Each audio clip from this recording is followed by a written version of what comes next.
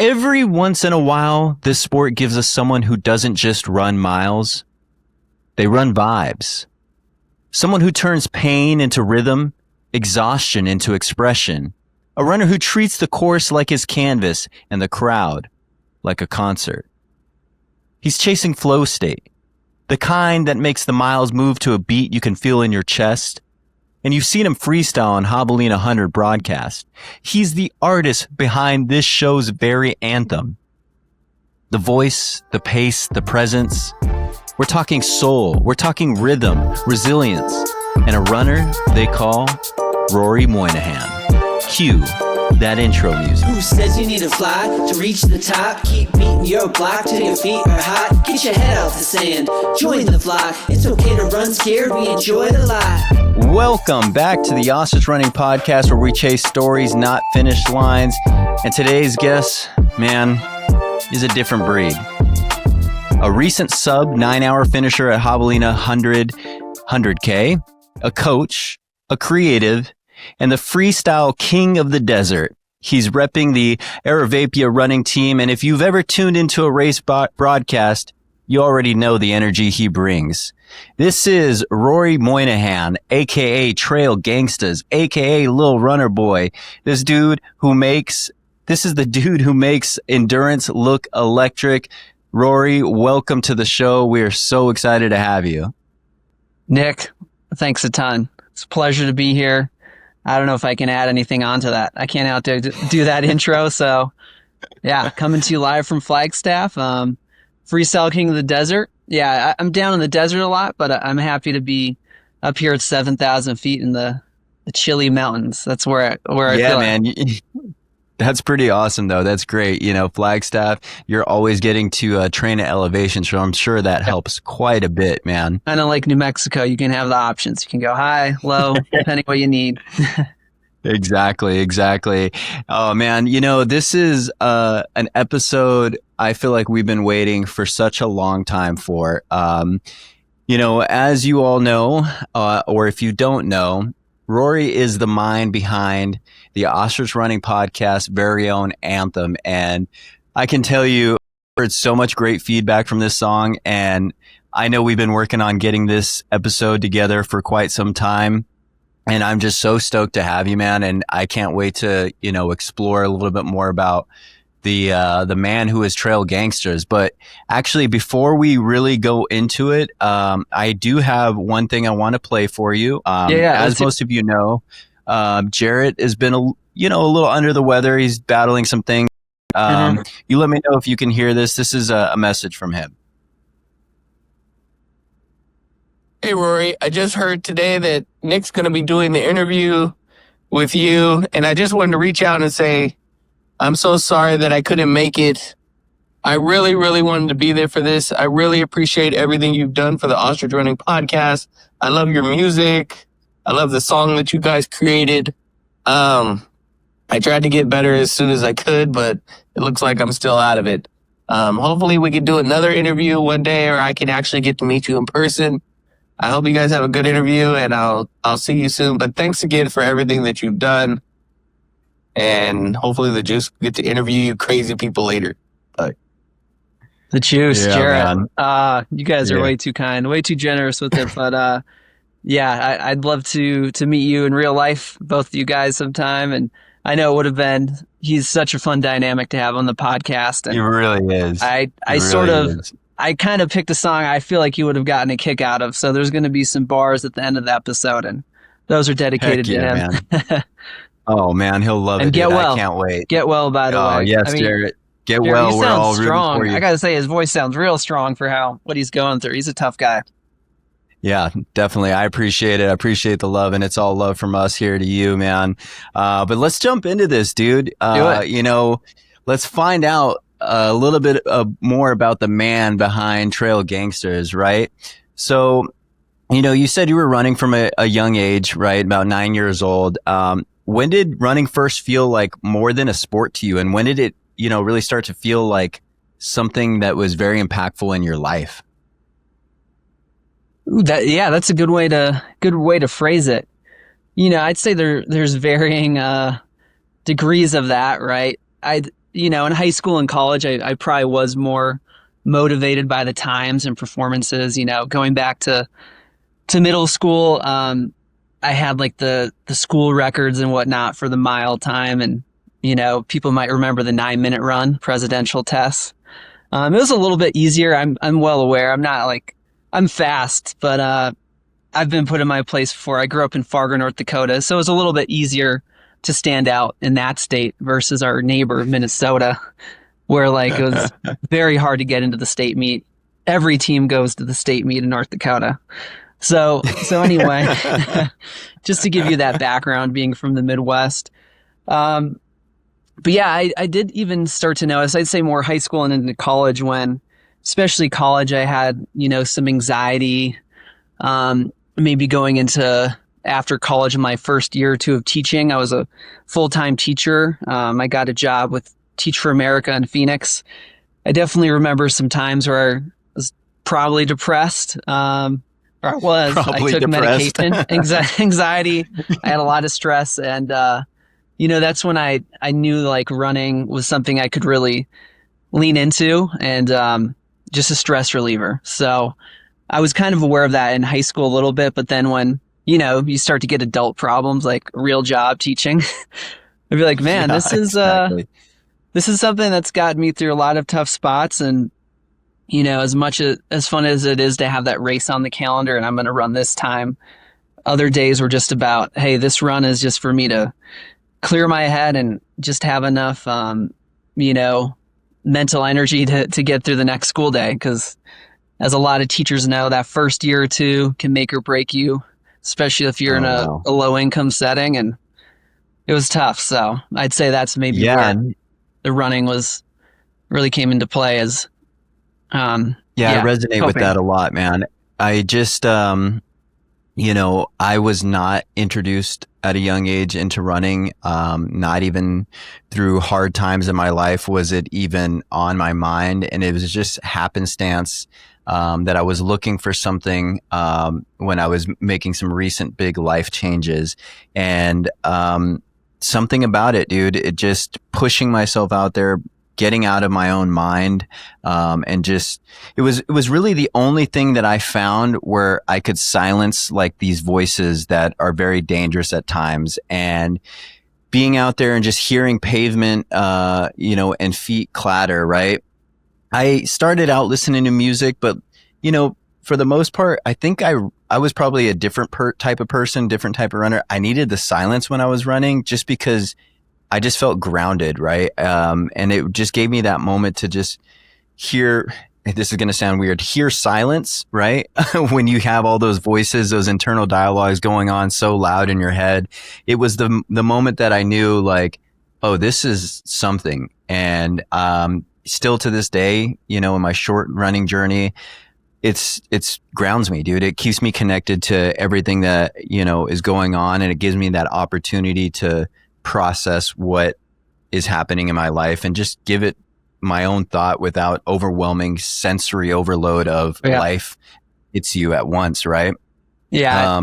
I'm a big proponent of not listening to music, or as people now have coined the term, raw dogging your workout, your run. I don't know if I really like that term, but it's important. Absolutely. Even if you're in a major city, we'll get into it. I spent a couple months this summer in Bangkok, just one of the loudest cities around. And, there's some strategic days where I use music, but especially if there's a lot on your mind, I think it's important to just let those thoughts kind of come naturally, even if there is you stop at a crosswalk and there's cars honking and stuff. You're still, in the moment more so than, having your hype playlist kind of take your mind away. And there is a time and place for that, but there's a lot of times where I consciously decide no music this run, and that's probably, I'd say 80% of the time. Yeah, no, I agree. So when you're in a run, you're out there, let's say actually not just a run, let's call it a race, you're actually racing for some time, right? What's going through your mind during that race? Is it fully the mission of what you're intending to do, or do you find moments in there where you do think again about life? Does racing still have the opportunity to let you process, or are you solely focused the entire time you're racing? Good question. I'd say it depends on the rate. As an athlete, you have your maybe A race and you might have a specific goal. For me, it could be, getting on the podium, or maybe you're in a golden ticket race or something. I've been a little bit outside that chase, but you're still focused on that mission. So you might not have as deep of thoughts, I guess, but there are flashes of that. I'd say the ultra distances allow a little bit more time for that. I got into kind of a cool flow state at Javelina 100K in October here. And that was cool, especially just the nature of the laps. Going through the same loop can kind of be calming in a way. Whereas I'm a road hybrid in the marathon. I've had a few brief moments. Like there's a little thing where I dedicate miles to certain family members or people in my life that I've lost, and that kind of distracts you momentarily. But I'd say on the road scene, like running a fast marathon, I've been trying to get the OTQ, the qualifying time for the marathon, for a while. It's a little bit different. I'm pretty locked in there, but yeah, I've seen that a few people running for those OTQs, and those times are insane, man. And so it's funny because I'm going back to when you said you weren't the fastest, and I see your. I was tracking a lot of people at Javelina, both in the 100 miler and the 100K, and obviously you were one of the people I was tracking the 100K, and I see your finishing time, and I'm like, oh my God, dude, this guy is so fast, man. Like, so, I mean, I know you're not just some slow kid from Fargo, dude. Like you're legitimately out there putting it in. So I was always just curious. I'm like, man, he's fast, dude. He is pushing it. And obviously you're a coach, so you're out there, living the life. And I think that's important, when you have a coach, and I have a coach locally here, and people ask me, they're like, hey, why did you get a coach? Why did you get a coach? And I told them, I'm like, dude, you have no idea what type of like advantage and tool this is. Even if you're competitive, non-competitive, like to be able to lean on somebody with knowledge of what you're going through is huge. So, from this day, like ever since I had my coach, I've always been an advocate. Get out of that AI coaching plan. AI will not be able to, tell you, things that you need to do in the moment. And these people have lived this life, right? And I will always advocate for a coach. And I think it's super important. And for you, I realized after talking to my coach, the joy that they get out of that. What kind of joy do you get from coaching these athletes? Is it just like another sense of therapy for you? Hey, interesting you say that. I just want to touch on the fact, it is important to have a coach. And one thing I've noticed, those with a high school and college running background, and a lot of the athletes I have don't have that background. Maybe they got into running later in life. But if you did have a coach, and especially a good high school coach, or I had especially had this incredible coach in college, and he's still someone I'd call a friend. He goes to a bunch of our teammates' weddings and stuff, and is still a part of our life. Like once you know what a good coach is like, I think it makes you more likely to have that regardless of your knowledge. A lot of us may feel like at this point, I kind of have a rough idea of what to do, but it's so key to have this sounding board. So I got to shout out my coach, James Bonet. He's awesome. Oh, nice. He coaches a few notable people.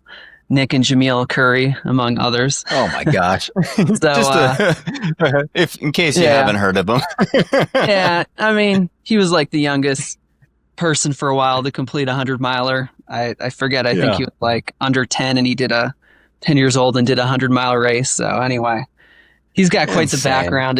If you don't know about him, and just to touch on the perspective for me as a coach. Yeah, I love it. It really doesn't feel like a job, to be honest. It reminds me of, what I enjoyed about coaching at the high school level. I mentioned being a teacher. That was a stressful part of my day. And then going to practice where kids signed up for that sport, right? They're not just in your English section because they have to. They typically want to be there. They're trying to get faster, get better at another sport. And that's how the people who reach out to me are, they're investing in you for a reason. So I feel very motivated to give them the best feedback I can. And yeah, most of them are just great people. It's like fun to just kind of talk with them anyway about their life and get beyond the training and just to see their progresses. Yeah, connect on a personal level. Joy. Like it's so much deeper than just a running, like I'm blowing a whistle at you, this is what you're running today. It's a connection, right? That is just a bond, right? Because you're preparing somebody for battle, and when they come out of that battle, you see the work that they put in, you see, whether success or failure, right? You're there for them. And I think that's just amazing. And, of course, you're a teacher and you're a coach because you continue to teach in all aspects of your life. So the mental repetition of running, right? Do you think that actually feeds your creativity? Obviously we talked about, your outlet of music and, the Trail GangstAZ brand. Do you feel like being disciplined and repetition has actually improved your creativity? I'd say it has. I'm sure a lot of people can attest to the fact you have some great ideas when running. So that's just kind of dude. Especially, I got to say, when you take away the music and podcasts, again, use those strategically. Yep. But when you don't have that, and I'd say for me, kind of some of my silly ideas, whether it's for like a upcoming running event or maybe one of my freestyle Fridays that I'm going to drop, I'll kind of kick an idea around earlier in the week. And sometimes it comes to fruition during the run. And if I do have my phone on me, I know a lot of people have had this, you'll stop and add something to your notes, right? So that's me 100%. Yeah. Just like, or a great podcast question or some idea for, you want to create a new electrolyte mix or something, you punch it in your phone. It's like you were on the runs with me because I thought of the electrolyte mix. I thought, especially when I was running and I had bad stomach problems, right? And then, I'm like, do I do a podcast? Like, all these different things. I think even the idea of Ostrich, right, came on a run. And it's just, incredible. It's crazy, right? What you unlock for your brain out there. And, with that being said, I'm going to give a quick pause, for the sponsors that sponsor this show, us, the Ostrich Running Podcast. Listen, are you cramping, fading, questioning life choices? Ostrich Salt fixes all three.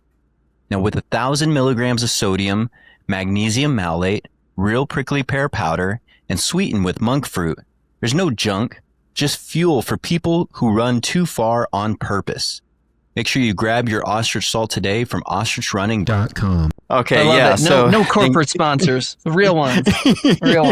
We're all grassroots here, man. We sponsor ourselves because who else is going to support you but yourself, right? So yeah, man. Great. I think it's just incredible. We're talking about the creativity behind running and everything that comes with that. But we also know that, racing teaches you a lot about yourself, right? Coming out for you, you had battled through an injury, Haglund's deformity, and you had surgery, right? What was that experience like? What was the surgery? What drove you to get the surgery, and what was the recovery like? How was that whole experience for you? Sure. Yeah, that's a long answer. I'll try to condense it. Let's start with the PSA to take care of your strength work, specifically calves.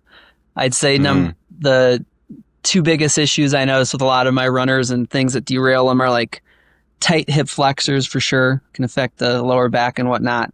And then calves, like tight calves.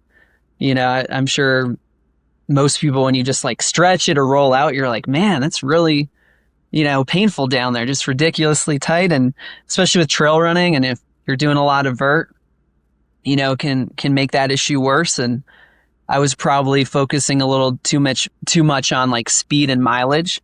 And as I've learned through the years, I'd say this issue popped up around 2020 to 2021. It was starting to get worse. And a contributing factor I realized a couple years later was the super shoes, and there's still more stories or studies coming out about those. Really just putting an excessive load on your Achilles and calves. And there's some runners who train in those every day. And I was probably using them only for speed workouts and races, but honestly, I think that was a slight contributing factor, because not only would I have the tight calves, I would notice this pain on the back of my heel, and ultimately Hagelin's deformity simplified is like a bone spur. So you have this calcified lump. A lot of people have it. It can be something you have from birth, but the shoes and then the Achilles tendonitis and then just the repetition of the rubbing creates more calcium deposits. And then you just get this gnarly looking bump on your calcaneus, the back of your heel. And ultimately, you can like really load it up with just heavy lifting, single heel raises, get on the squat bar, the squat rack and stuff. Or if it gets to a serious point, which is where it was for me, it was bugging me for years, slowing me down in races. I couldn't wear the shoe I wanted to. I'd have to change shoes a ridiculous amount of times mid-ultra. The surgery is often the best option. And honestly, it's quite a simple surgery, but it takes, like anything, it can take up to a full year before you get back to your full health. So essentially a surgeon goes in and just shaves off the bone spur. And some notable athletes who have gotten it, road scene would be Galen Rupp.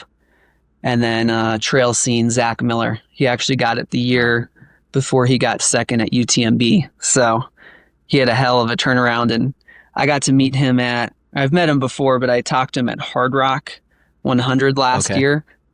He actually dropped out beforehand because what did he have? Appendicitis or something? I don't know. If you follow the trails. Appendicitis. He was like all set to run and they're like, no, you can't. So he was spectating, and he makes his homemade donuts at the finish of Hard Rock 100. And anyway, I was like picking his brain about the surgery because he got it, and he gave some great advice. So this is before you had the surgery? Before I had it. And actually my timeline's off. I think it was 2023. Anyway, whenever I talk to him, the point is, I might be mixing up the year, but the best advice he gave me on it, if you're, dealing with this particular injury or any injury, especially runners who may be, a little bit more competitive, elite. Sometimes you hear about these surgeons like you have to see. So I was thinking I needed to go to Vail, Colorado, and there's these notable surgeons who could just do this amazing work, and their athletes were, racing like seemingly months later and winning and stuff. And what he told me is this procedure is fairly simple. Just go with like a well-known surgeon a well-respected surgeon in your area. They're probably going to do a great job, because a lot of those surgeons who have big names on their roster actually do them sometimes for free just to get that notoriety. Oh, wow. That was notable for me because, of course, everyone wants to say, oh, I worked on Galen Rupp, and, they either got paid something by Nike or they just did it complimentary, and then they have that bragging rights. Then they get the other athletes in the queue, and then it's kind of like a marketing tool. You feel like you have to see them. So that was something that kind of stood out. And I had this awesome surgeon here, and we got it done. So man, so then about a year recovery, right? Now we've had another guest, that talks about injuries, and she, struggling with trauma, and when your outlet is pushed away, right, you really kind of find different parts about yourself, right? So when Rory lost the ability to run during that time, what was the biggest challenges that you had to face, and what did you do to overcome them, or how did you aid in your recovery process? I will point out, I was pretty fortunate. I was able to do very light running, probably around the 2-month mark. Very light running. Wow. But I know people who've been hurt, that's huge, right? Once you even get to the run walk phase, that's honestly such a a mental switch. You just feel like you're getting there. It's something. Yeah. And sure, it's frustrating, but I think once I got to that point, I was like, I can see some kind of light at the end of the tunnel. I'd say for those 2 months, it can be challenging. I was just prepared for it. It had been slowing me down so much. I was ready to deal with it. So I just focused more on giving back to my athletes. You know, when I'm racing, cool. Sometimes I don't give as thorough feedback as I should. So I was really just trying to, no, I still think I do a great job, but I was really like going the extra mile for my athletes during that time, living vicariously through their accomplishments and their training. And then I'm sure you can relate. I was kind of excited. I also leaned more into the content for Trail GangstAZ. Yeah. Because, you know, that's really just my side hustle, hobby outlet. If it was up to me, I would come up with those fun ideas all day. I used to actually have I see that happening soon for you in the future, by the way. I mean, it's just only a matter of time, dude. It's close, you're amazing in that creative outlet. It's close. I still have to have like some semblance of a real job. You know, I'm in the classroom quite a bit, but yeah, if I could get a little bit more than the pennies Instagram Reels throws at me, that would be cool. Oh man, that's awesome, dude. You know, yeah. So I think it's really important, right, for us to. I didn't know that about super shoes, right? You know, I think it's crazy. Strength training, things like that, are very important. Aside from just building mileage, and I learned that. You know, a rookie mistake when I wanted to train myself and just go run a marathon. It was like miles and miles and miles and miles and miles. And I was so hurt for so long. And, you know, you finally start to, you know, get off of that initial high of training for something, you know, big, like a half marathon, a marathon. And you start realizing like, oh, that's not sustainable. I should probably like, again, that's probably when I should have first got a coach, but you know, I was stubborn and I went and I did that. Exactly. But you know, as I started to do more of the ultra distances, right, I realized how important muscular endurance and strength is, you know, especially from avoiding a bunch of other injuries, right? Because once you start lacking in one aspect, you start compensating, and that's where those different pains and, you know, all of the swelling and joint aches come from, right? If you don't have that strong, everything works in tandem from your core, your hips. I have a bad problem with my hip flexors, and my coach gets upset at me because I don't do as much mobility as I should, and I didn't realize it. But you know, definitely gotta keep up on that mobility as well. Even if it's just really, really quick, something you do, you know, before going out the door. One thing I give my athletes a lot is the Cal Poly hip flow. You can just YouTube that. It's just you know, D1 athlete kind of warm up routine. I forget the coach who, you know, came up with it, but it's just a really good quick routine you can do before you head out the door. You know, versions of the exercises you probably already do, but especially, I'd say hitting that 30 years old mark for me was, I noticed just at Run Club, like the youngsters take off just at their 7-minute pace or something. And I might train around that pace, but I need like a couple miles, like a minute or two slower. So I'd either have to do my warm up before, or as we're talking in the circle, I'm kind of doing my stretches. Those kids are just standing there. It's like that old Buick, right? Especially you coming from Fargo, North Dakota, that old Buick, you had to start up and just let it run and idle in the, in the driveway for a little bit, right? You're like, I'll get there. I'll drive, but I can just give me a really minute, get right? going. It just takes a while now. And I've embraced that too. Just, you know, simple lesson, classic lesson. Yeah. And it's true. Just slow down. Most beautiful days you need to just go really slow. Yeah, I love it. Well, this is actually a perfect spot and segue for our last sponsor. Let's just listen in. Now, I've been using Alethea Run's running sensor to get my own force portrait, real-time insights into impact, braking, sway, and more. With this little piece, I feel like I'm running smarter. I'm really preventing injuries, and I can't wait to beast this next ultra. Make sure you visit alethea.run to check out more information today and use code RUNSCARED10 for a discount. All right, and thank you for listening to that sponsor. Make sure you check out alethea.runs and use code RUNSCARED10. So back to this with Ruairí, man. How did Trail GangstAZ start? You know, what did it mean to you? What did it represent? And, you know, how did that all form? Wow, got to go a little ways back. What happened? See, I was a teacher. I mentioned being a teacher in Phoenix, a Teach for America. One thing I've always had a little skill in my back pocket is just, I would kind of come up with these quirky raps. I would rap for my students. They, found my YouTube channel from college, and, so kids are very good about finding out about their teacher if they want to. So then I'd kind of have to perform for my students, and performed at the teacher talent show. I made a little song for my cross country team. And as I, kind of was trying to figure out how do you rap in front of a high school audience and like still be cool. You can't, obviously I'm not going to rap about and not get in trouble with the school district. Not get in trouble, still have street cred.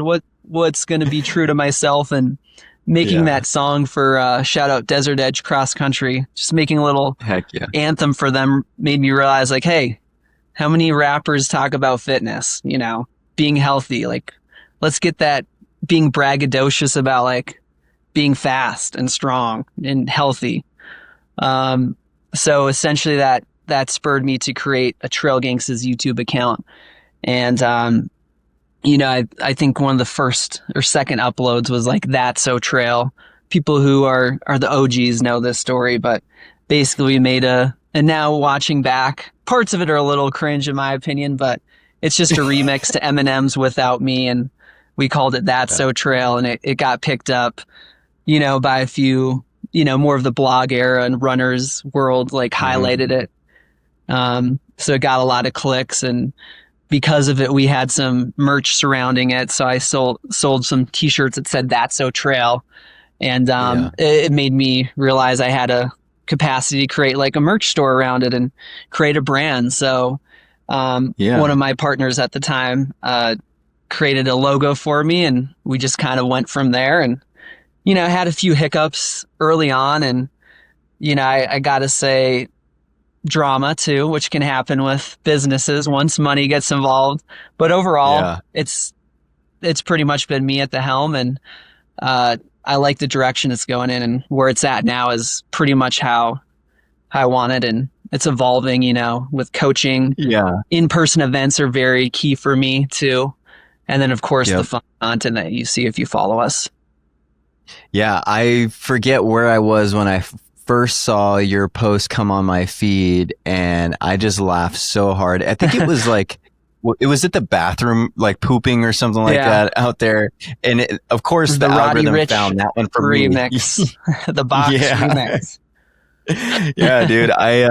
Because I had stomach issues and I was always pooping, just till I was, starting to dial it in. But I just can had the relate worst with you there stomach, too. dude.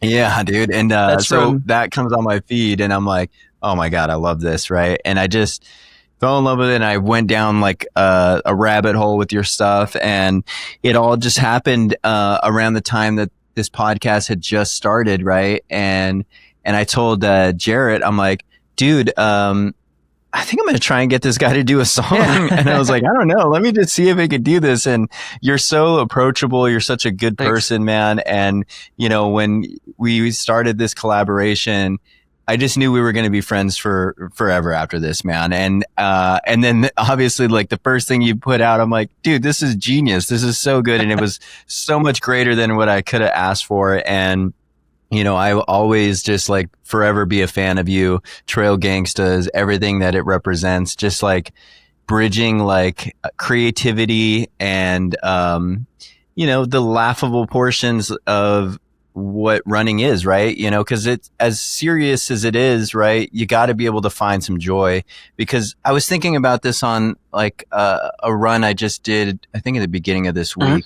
And with all the tech, with everything that we have, right? I was just like, thinking about when we were kids, right? And you just go run, and not even run to run, right? The simplicity of what running brought you as a kid, that childhood, memory of being out there with your friends and you're just out there doing it. And sometimes we forget, we get so overwhelmed by, the fads, the training, the gear, the tech, everything, right? And you got to just bring it back to something simple about running. And that's what a lot of it does. Your music will just bring me back to like, yeah, you know what? This is fun. Running is fun. Running is this. And I just want to thank you for that. And I think it's great. And that's kind of what you're doing for this community. So who was the first, was it Aravaipa who brought you on to do like broadcasts, like Freestyle is live on their broadcast? Cause you've been on some big races, man. Oh man, that's funny. Well, first of all, I gotta say, like I've already said, we're a good collab, and I think, runners and maybe run clubs, content creators recognize real, if you see that kind of fun playfulness, and I saw that with your brand, I just feel like there was a connection there, and then you also do important things for the community too, right? So I appreciate that. You walk the walk. But anyway, Aravaipa Running, huge part of the journey for sure. When I moved to Phoenix in 2013, I'd say, Jamil Curry was just kind of growing his races, and they were similar to where I would love some of my events to get as big as his, but they were kind of like the size that mine are now. And obviously grew that into an incredible thing. And just from, being friends with him and other people in the Aravaipa running community, as they grew and added this race team, that was something I applied for pretty early on as I got into their trail races. It's a great opportunity. It's not necessarily a requirement to be super fast. It definitely helps, but made the team, got to do their races, and but what they also want is someone who's a good ambassador for the sport, advocate, involved in their community. And if they have people who exemplify that, they'll ask you to be on a broadcast and whatnot. So it's also kind of cool because they'll share my content, and, I'll make raps about the races and stuff. That's not necessarily where it started, but they definitely gave me a bigger platform. I think the first rap maybe was just like on Instagram stories, just on Friday. I would get home from teaching and just whatever, beat I liked that week, kind of the hot song, I just change the theme and make it about running. It might only be like 8 lines or something. And I'd put it on my story and I'd say Freestyle Friday. And then people were reacting to that a lot, and they would ask, what are you doing this week? And I'm like, I don't know, I guess I'll do it again. And there's probably a stretch where I did it, every week for, going on a couple years. I'd take a week off here or there for a holiday. And as I've gotten busier, I have such a catalog now, I'll kind of revisit some old ones to give myself a break. And creatively, it takes a lot of energy. And now they're more involved, so sometimes they have a video to go along with it. So but hey, it's just you have some great fun. videos, and that was really fun to record that collaborative music video for Ostrich Running. That was so fun. Thanks so much for being on board for that, man. Yeah, if you haven't checked it out, obviously we weren't on location together, but we coordinated it, whether it was trails out here in Flagstaff to your urban setting. To the front street of my house. I'm like, they got time for this. I don't have time to go run, but we'll do it. And it's so awesome. As dude. a little plug, if anyone wants to collab, it depends. You pitch me your idea. It's not 100%. I'll say yes, but for the most part, if you got a good vision and it's running themed, I'm willing to work out some kind of plan to create a jingle, a song. Video is usually a bit of a bonus, but I've done some for Ultra Sign Up, Squirrels Nut Butter, and whiskey company. What? I did one for a whiskey brand. I got Jeff Browning in there. If you know him, he's a local ultra running legend, and he enjoys his whiskey. So we had him in the video, drinking. That's awesome. Drinking some shots on the trail. So it was cool. That's so cool. That's so cool, man. Yeah. What a journey, dude. Like what a journey that the life of running has brought to you. I want to kind of pivot the episode a little bit more to a little bit more serious now. I know you started out a lot of this like active portion of your life, right? And you mentioned here in the questionnaire, and I thought it was just so great. And I feel like this is the moment to kind of remember and praise your father, right? You mentioned in here that from a very young age, you used to ride your bike next to your dad while he ran. And I want to know, we see what kind of impact that had in your life, right? Watching him run and where you are now. But, maybe from your perspective, what did that mean to you watching him run? Oh, it was incredible. He helped me find, this passion and then ultimately something I was talented at. And I think, first of all, just as a parent, as just setting that example is important. You don't have to be the stereotypical parent who tells their kid, oh, you're going to do this sport like me, or you're going to be better than dad at this. I'm going to coach you, He wasn't like living that. Vicariously through our kids. Right.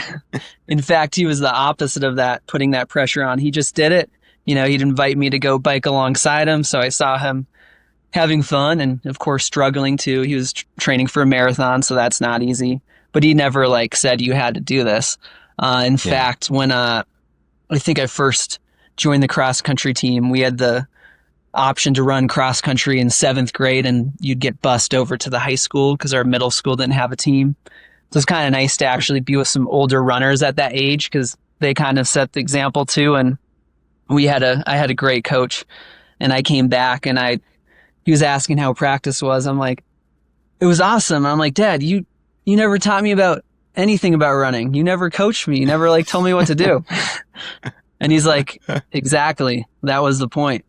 And he, later said, I just wanted you to enjoy the sport. I didn't want to force it on you. And I think that's so important to not experience that burnout, because I think that's part of my longevity too. I always had that playfulness with it, where I was out there to have fun. So when a lot of my college teammates stopped running, or they kind of tried to compete afterwards and just it kind of burned them, or they got busy and started a family, which I get to. I just kept going with it, and I don't feel that at all, despite some injuries here and there. I feel like I'm going strong, and something it's going to be a lifelong sport. Yeah. And, kind of in a way, you still get that connection to him, right? The person who, unforcefully showed you this running, world, right? I hope that, I could be, a fraction of that man. 'Cause I've read, your post and your writing about him and the incredible things that he did. And, it just resonated with me. And you just telling me that story makes me feel like I'm on the right path, because, my kids, they watch this journey of running, right? And not once have I pushed this on them, right? And it's kind of cool because you said that you were a boy riding your bike next to your dad. My son will ride his bike next to me when we do runs. He'll do a little 5K, and then he'll finish the other 3 miles on his bike. And he keeps telling me, he's like, I want to run this distance. I want to run this distance. I'm like, okay, hold on. I don't know how good this is for you to run that far. Yeah. Let's just cruise for a little bit. But I don't have a running background. And, but I am just showing him hey, this is what I do. If you want to be a part of this, we could do this together. And I look forward to the day that we could run a distance together. So you said your dad was a marathon runner. Was that his go-to distance? And was he always a runner? Was he a college athlete? Was he, just a recreational runner? What type of runner was he?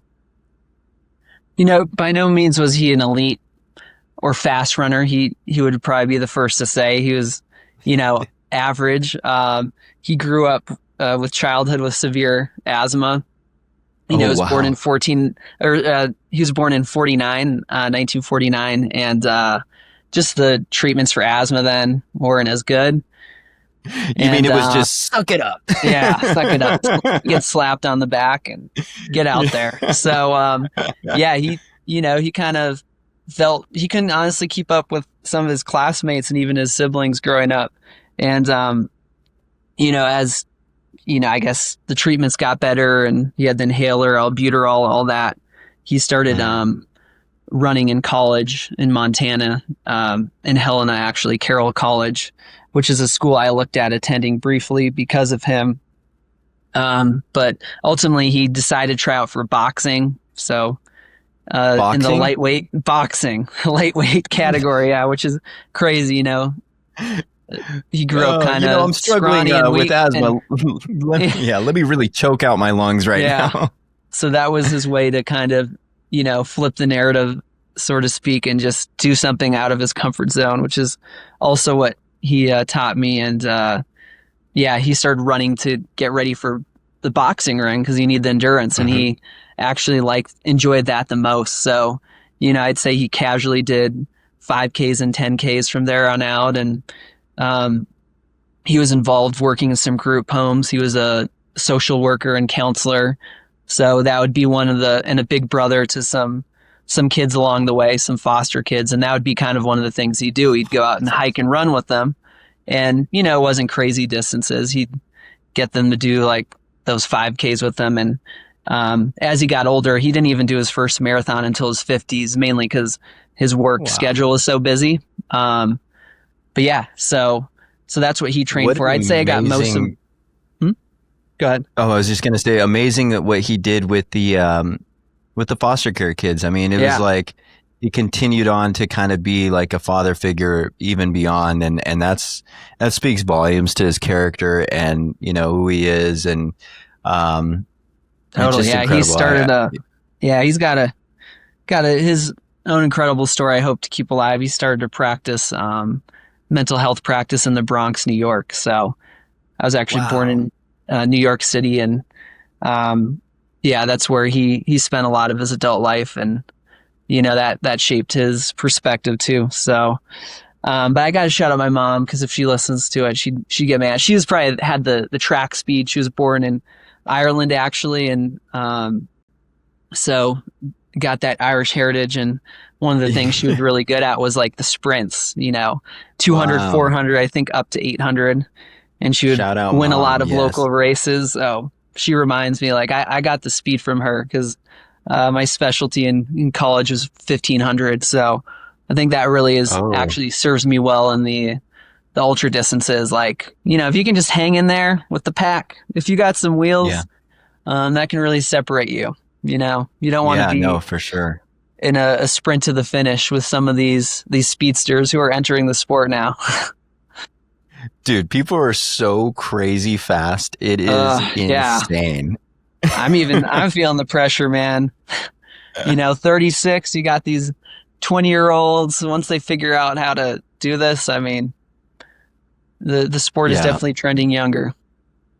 But you know what, though, I love about this sport, though, is it almost, the old guys like us, man, and I'm going to say old guys, but we're still relatively young, 40 and under, and, it really doesn't, I've seen them competitive, mid 30s, late 30s. These people are competitive, man. Oh, absolutely. Obviously, they've been elite for some time, but this is what's beautiful about this sport is you could put in some serious work. Obviously, father time is going to take away some things that we, can't help, but there's still a longer time frame of being competitive in this sport than I feel like a lot of other sports.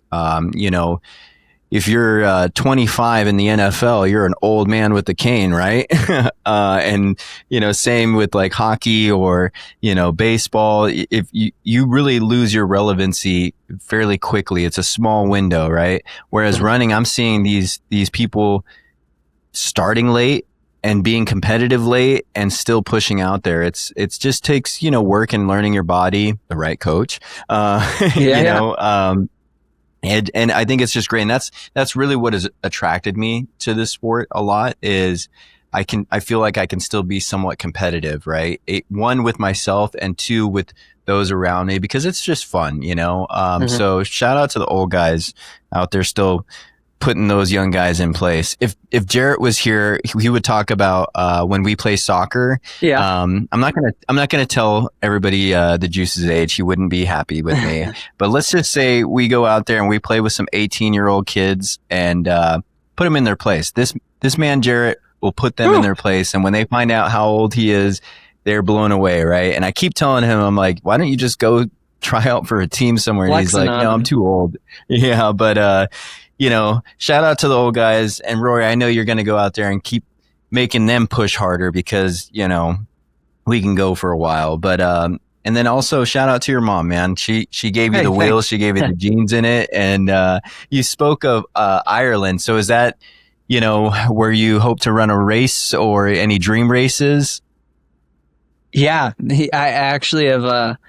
I coached an athlete for Ireland briefly, and she sent me a link to all these awesome mountain races they have over there. I think there's a couple major ones that I'd heard of, but yeah, it was just some great running options, and I'm sure the running community's incredibly welcoming out there. And I'm working on it. You know, I actually delayed that trip because I've been wanting to coordinate it, doing it with my mom. I travel a lot.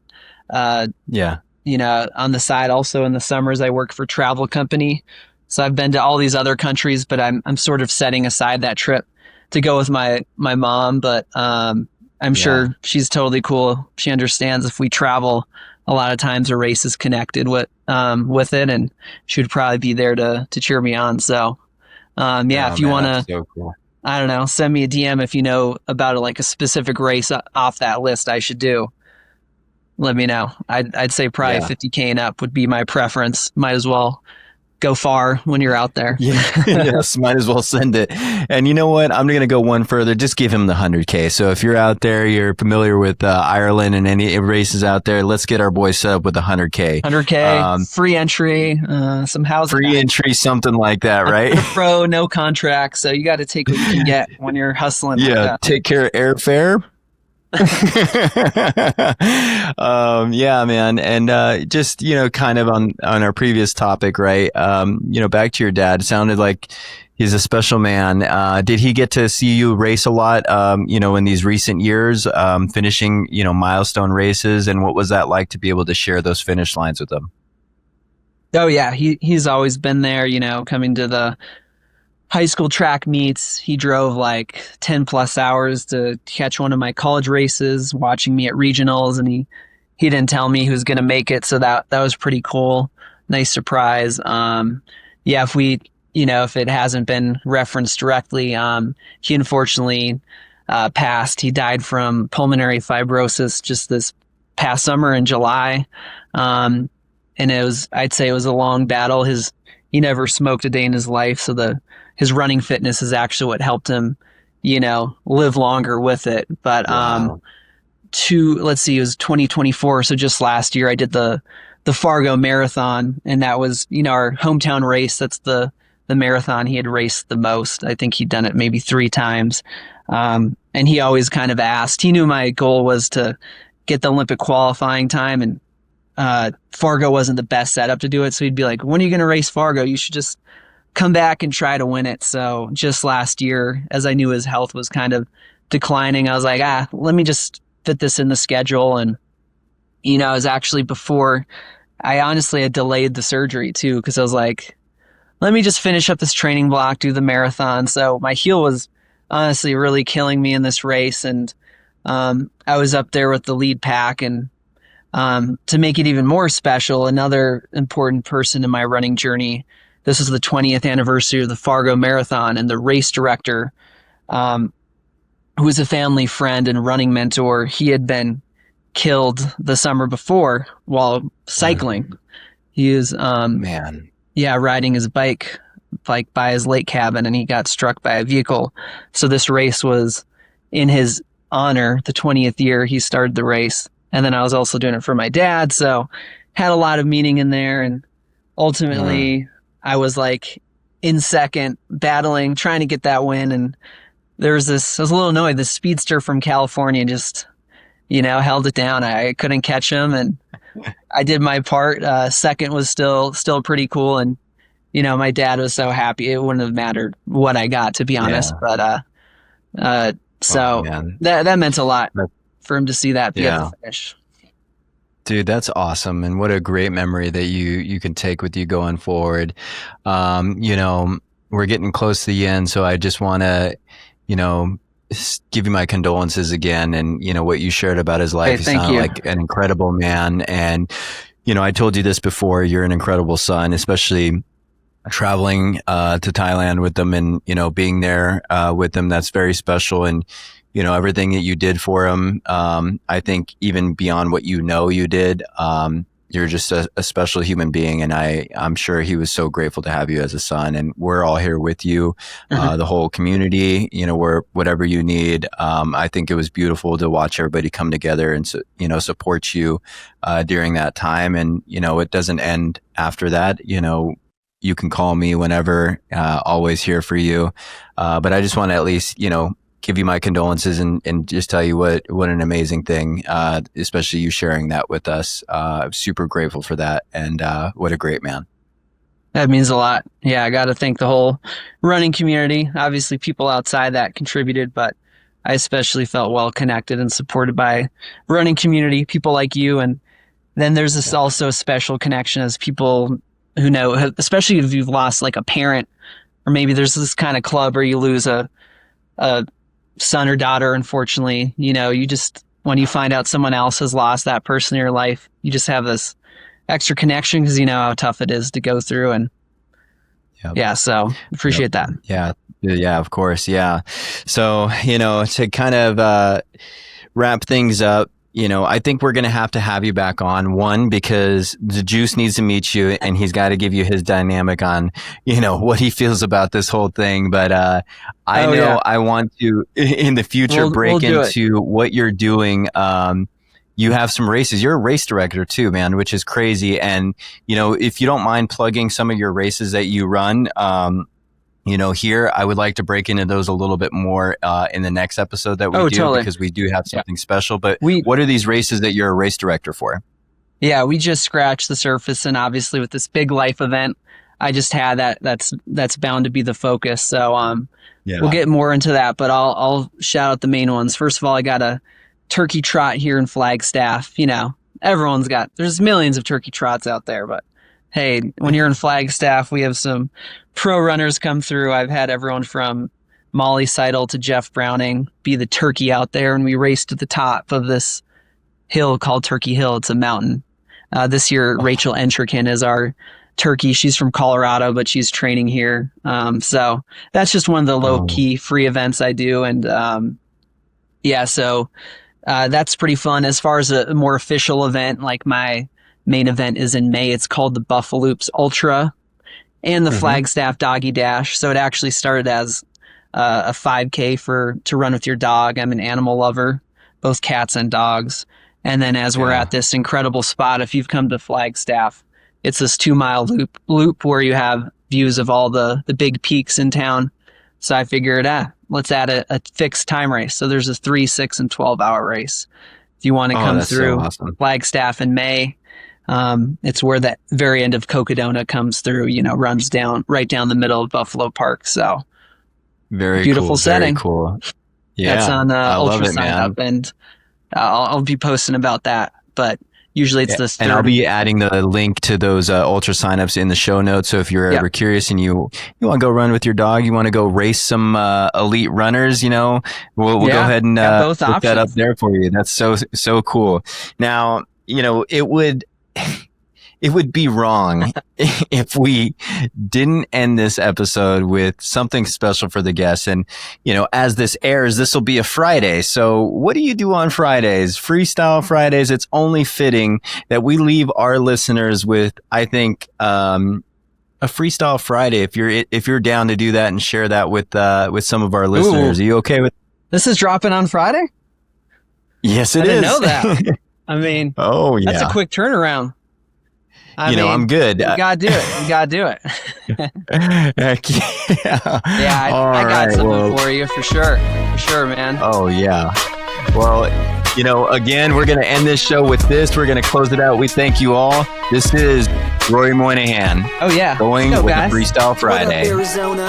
You know how we do. With Little Runner Boy. If running was my life, would you still love me? If I smelled like icy hot, would you still hug me? If I only talked Strava and never made sense, would you listen politely or call a fake friend? If our vacations were races, would that be cool? If I ran with other girls, would you be true? If I left sweaty clothes strewn across the floor, would we go to ruins or would you still want more? If I got lost in the woods, would you come save me? If the grocery bill tripled, would you still date me? Let's spend rent on race fees. Could you forgive or would you hate me? Yeah, I'm asking these questions just to get a vibe, to find out if our love will really survive. So I got you something special for date night. Sold the car, bought a van, that's great, right? My bad. Woo! There you go. Would you love me if I was down and out? We have love for all of you listeners out there. We thank you all for joining and supporting this podcast. This is Ruairí Moynihan on the Ostrich Running Podcast for your Freestyle Friday. We thank you so much, Rory, and we can't wait to Thanks, have you in guys. on the next show. You're an amazing individual, amazing soul, amazing coach, amazing runner, amazing friend, and we cannot wait. And just to close it out again, let's cue that outro music. Oh, more bars. Who says you need to fly to reach the top? Keep beating your block till your feet are hot. Get your head out the sand, join the flock. It's okay to run scared, we enjoy the lie. I'm an odd kid, like an ostrich. I got a pod, kids, here's a topic. Blaze your own trail, don't be cautious. 2 birds, 1 stone's how I rock it. Can't make an omelet without breaking a shell. But they say grew up, now I'm raising hell. Haters gonna hate, yeah, they praying you fail. So put in the work, whether pavement or trail. The grades fell down, but they got to their feet. Run your own race, put this pod on repeat. Shake your tail feather, keep nodding your beaks. Ostrich gang, or you're not my peeps. Who says you need to fly to reach the top?